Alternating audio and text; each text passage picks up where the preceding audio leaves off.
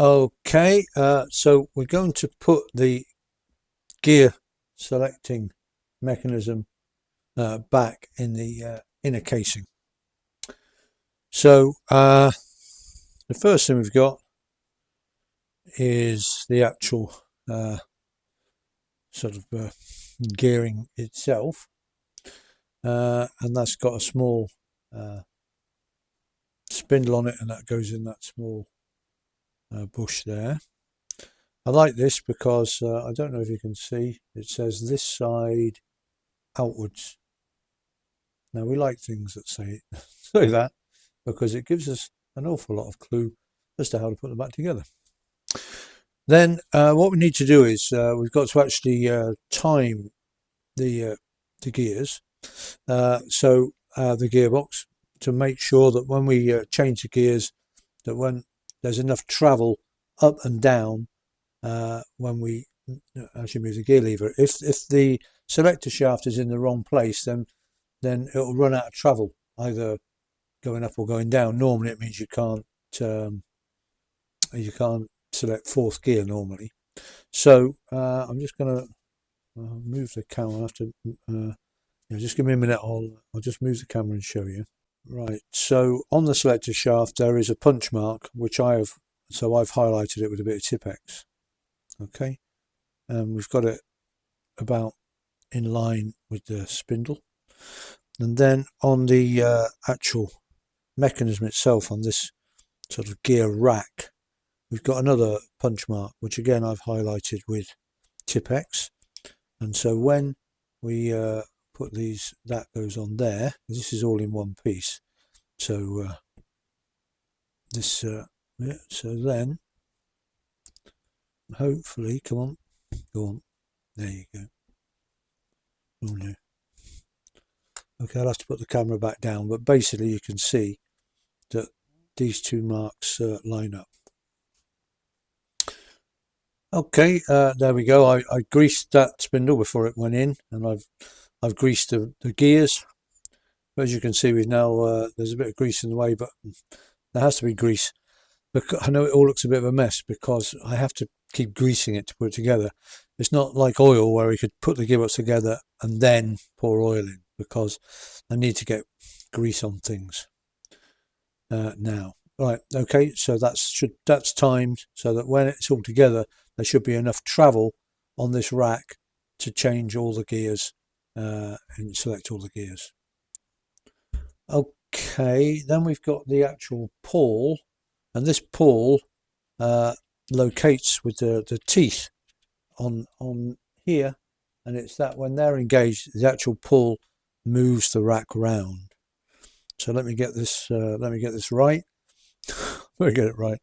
So this goes on the underside of the actual shaft, and the pin goes in the sort of end there, leaving a hole there for the main sprung loaded mechanism. Right, and then we have the sprung loaded mechanism.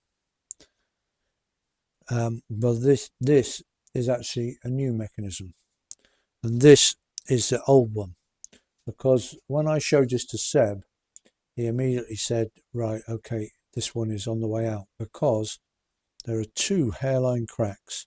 Can you just see them there, either side of the pin? And he said that's a classic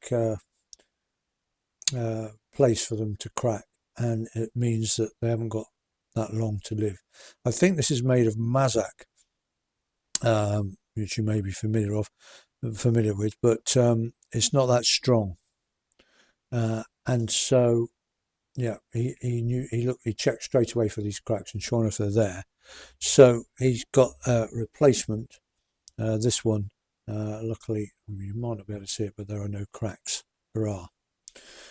Okay, and these are spring loaded, and basically these pins, these pins, they go in the spring loaded bit, and that's what enables the gear lever to change and then go back to its original position.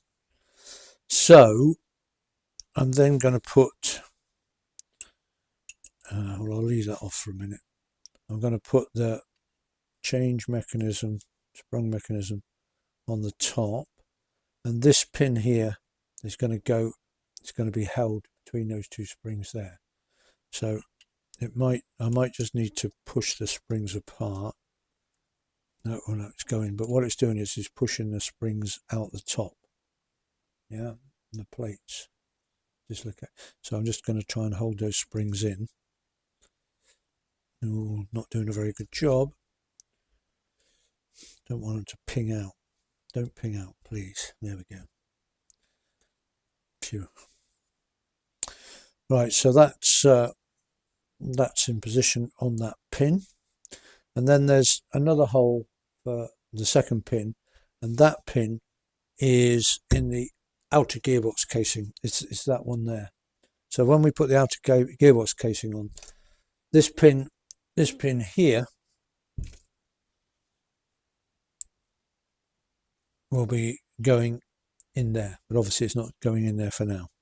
So we've got that all located. Then we have the pawl, which we said before, which goes on the underside.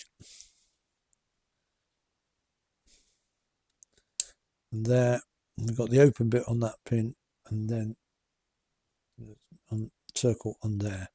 And then this simply slides down. A bit of grease, yeah, a bit of grease. Got to grease everything. This it's just that you know, the grease will slosh about okay inside the gearbox, but you know, will it get inside a bush like that? Probably not. So that's why we need to. It's a bit of a mess, but we've got to do it. It's a bit awkward because the pawls come off. Because what we've got to do is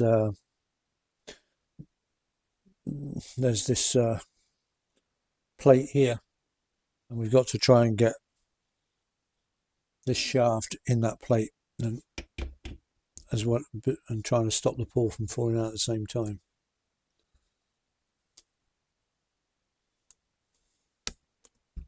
Yeah. Yeah. Good. And then very, very last thing, I'm going to put some grease in. Very last thing is just a cover plate on the outside. There. And the gear selector's mechanism should now be correct.